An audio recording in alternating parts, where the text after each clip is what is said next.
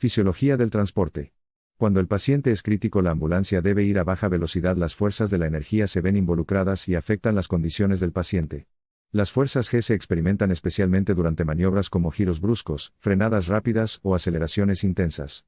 Estas acciones pueden afectar negativamente a pacientes con ciertas condiciones médicas, especialmente aquellas relacionadas con el sistema cardiovascular o lesiones traumáticas.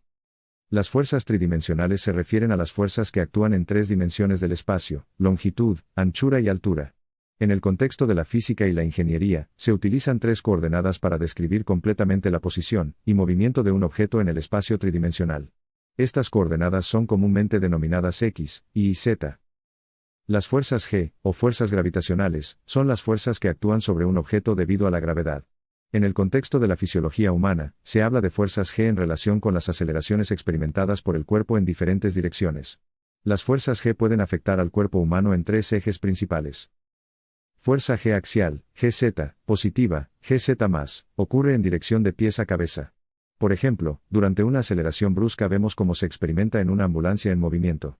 Negativa, GZ, ocurre en dirección de cabeza a pies.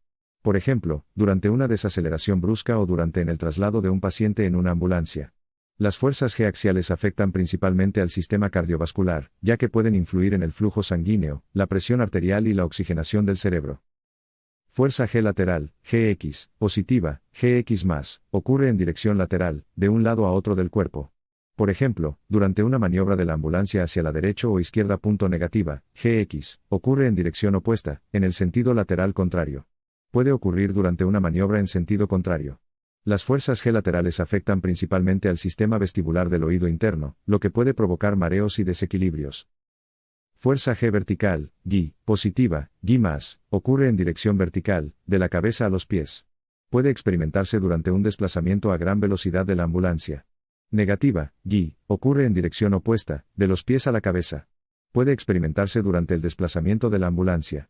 Las fuerzas G verticales pueden afectar al sistema musculoesquelético, especialmente a la columna vertebral y las extremidades.